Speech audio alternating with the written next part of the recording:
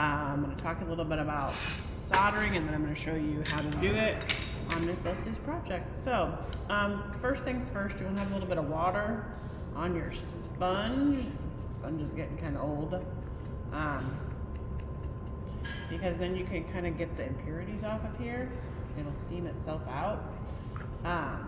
The other way to do this, and the best way to do this, honestly, is with this salmoniac. So when it starts to look kind of crappy like this, if we rub it on this, you get some fumes you want to blow away, but this is going to clean it off. So this one, some lovely student left it plugged in all night and I didn't notice it, and so now it's toast, so I got to try to clean it a whole bunch, but it should be kind of shiny silver, so we'll see if we can get this one any shiny silver. If not, I guess I'm going to show you how to tin instead of how to solder at the moment, but we'll see.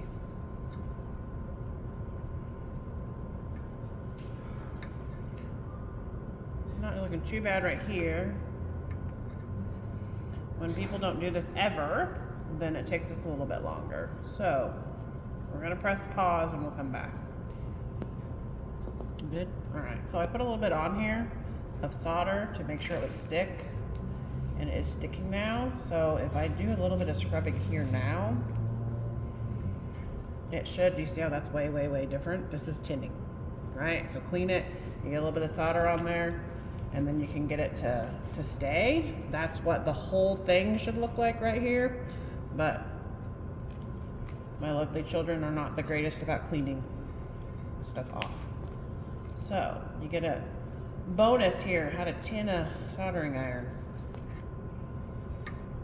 Not quite going all the way around, but it's getting there. I'll say otherwise for another day.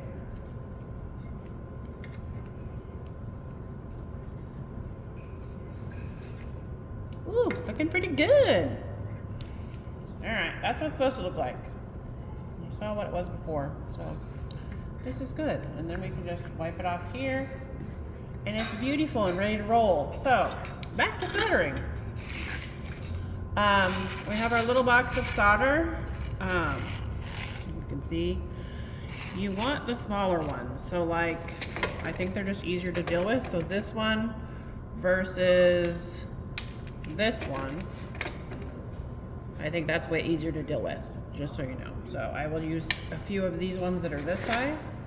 You also need this nasty gunky flux. It's not supposed to be this gross, but nobody ever puts the lid on that, so you know. We're gonna brush a little bit on here. We don't want it so that it's that much where it's all like thick. We just kind of want it where it's on there enough to clean it. So the flux cleans it, as gross as it is. Yes, it does clean it. It takes the impurities off, otherwise stuff won't stick. So I do that, and then I do this, and then I do this. All right, so now I'm gonna put a little bit of this solder on here, right at the edge.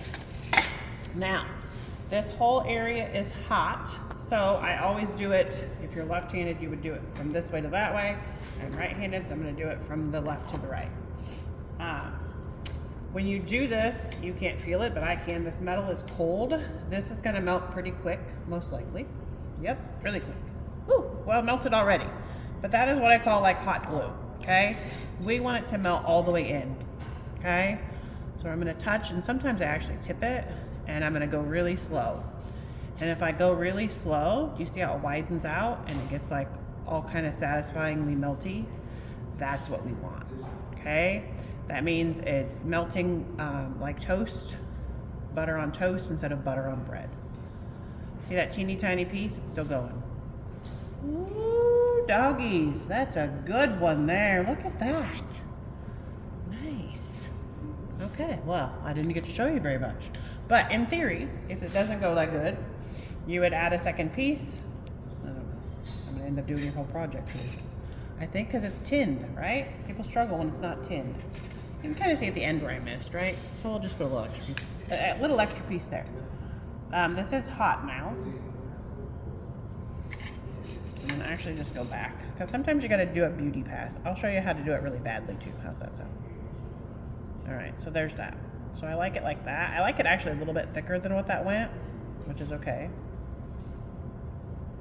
So I'm working my way back for a beauty pass. So I'll show you the bad way, and then poor Leslie will have to fix the bad way. All right, flipping it back around. I like to hold the bottom because this part will start to get really hot. All right, so people do this. They stab at it. They go like this, and then they put another piece on. It's not even gonna do it badly because this is so tinned good. Heck, nabbit. Okay, we're gonna press pause, and I'm gonna show you an ugly one. Oh wait, here we go, I found one.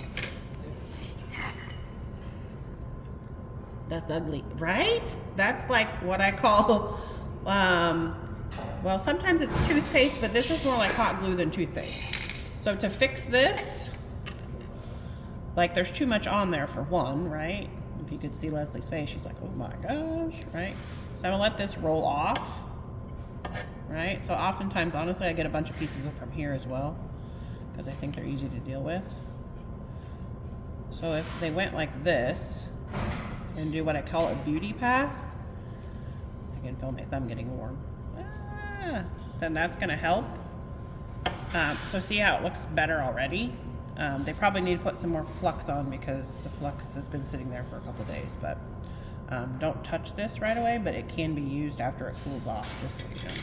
So like this piece, I just pick it up and throw it back in the box. So, all right, go slow.